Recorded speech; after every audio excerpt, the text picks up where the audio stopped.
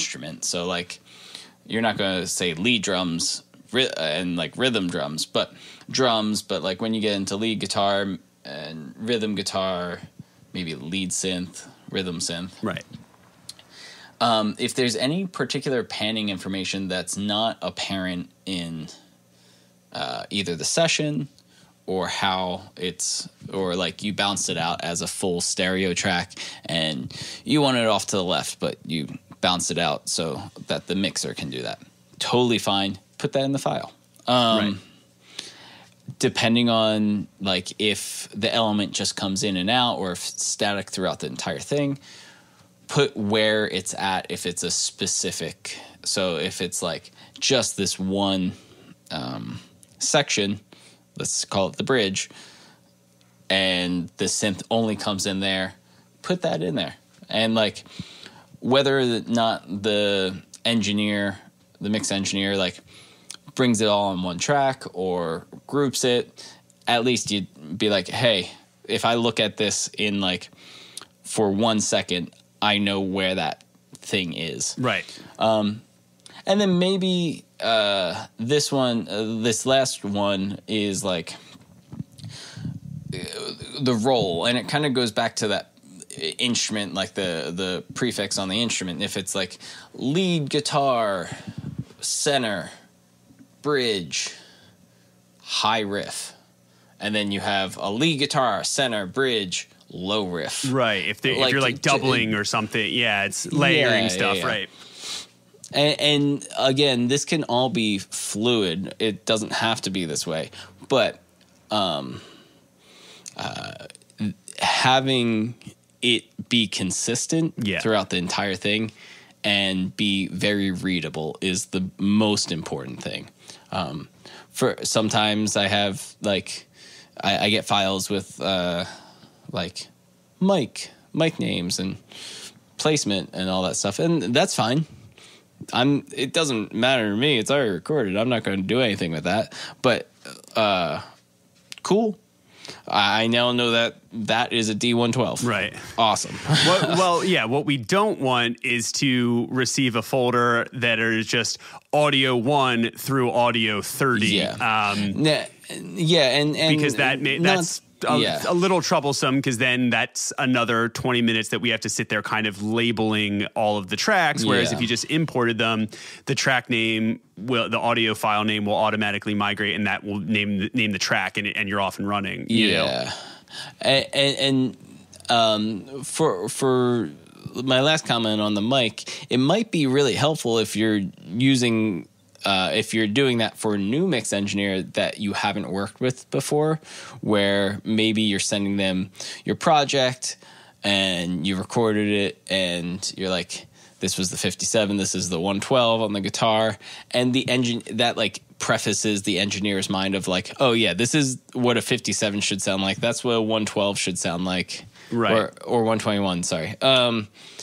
And if it doesn't sound like that, then like, there's something wrong, right, or etc. So it is relevant information, but ideally we don't have to go there. Right. Well, right. And here's a good question for you guys. So how granular do you guys like to see it when you get a batch of files, or a session file from an artist? Are you looking for, like, I know some people like to do separate tracks for each section, even if it is the same instrument, or so like, chorus vocals, verse vocals, that kind of thing, down to like, I know, Tom, you worked on a project where, the guy was using like a pretty like heavy duty like guitar effects chain, and every time he changed effects, he put it on a different track. How granular is it? Like, how granular do you guys like to see this stuff when presented with a session file for mixing? I mean, generally speaking, I'd say think about it intuitively for me, right? So if it's the same guitar, say we're talking about a band context, right? Where is that sound? Think about it like this. I usually start a band mix, and it doesn't have to stay at this place, but generally, and this is probably the musician side of my brain thinks about, cool, is this supposed to be the same guitar that just subtly changes? Or is it supposed to be a completely different guitar that enters somewhere else, right? Or does it migrate somewhere for an effect, for an effect? If it's the same, let's say this, for example, right? Rhythm, like rhythm guitar left chorus, right? Okay. If that changes and then all of a sudden, like halfway through, they decide it's the same rhythm, it's the same whatever, but I want a phaser. I don't think that you have to have a whole new like rhythm guitar left chorus phaser track for that if it's still playing the same role.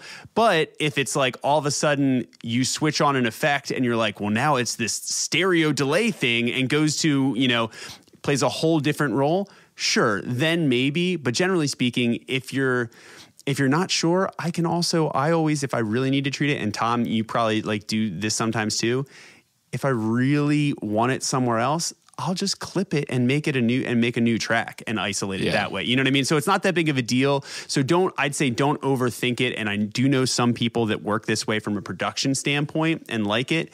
Me personally, I think it's easier to just get a decent working static balance with less, and then I can start to break the pieces out if I really want to do some extra stuff with them. And that's just a personal preference for me. But you can definitely do it in either way. Long story short, what I'm probably just going to do if somebody's section by section, just all the way down, and it looks like a staircase with like 5 times the number of tracks that a session would normally have.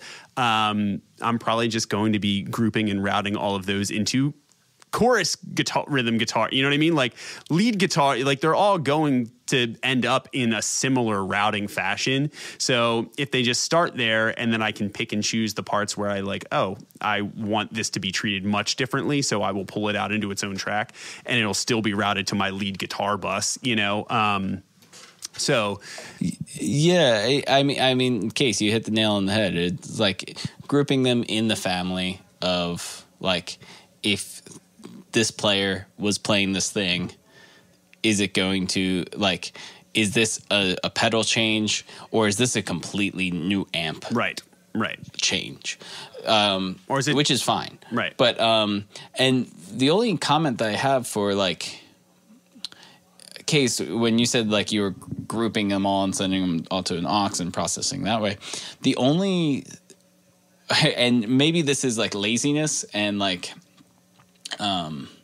ease of like changing stuff up, but if I'm doing like, if it's a major color shift, I'll like, if let's say like verse and chorus, if there's a verse and chorus and there's like a color shift going on, and there's more than like, let's say like 5 automation moves,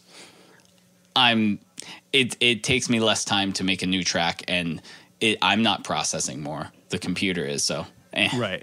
Fuck the computer. Right. So so I have verse vocals, I have chorus vocals, bam. And like, we're not like worried on track count like we would be on like a tape machine, or we're not worried about track count on like the free version of Pro Tools, which I think is like 16 or 24, but maybe 32. But the thing being is that like, whatever makes it faster for you. Right.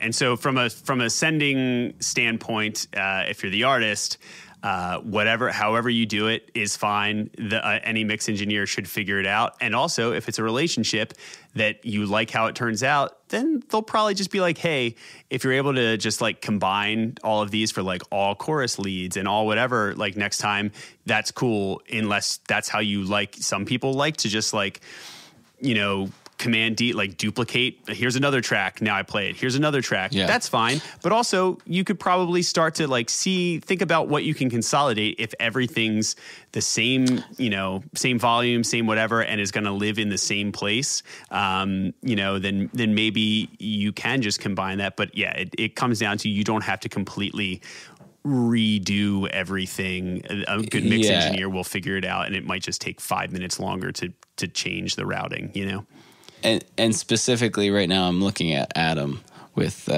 some of the pop productions that we're working on, where like the hi-hat groove, they're in the same family, but it's now the chorus, and now it's a new track in the production.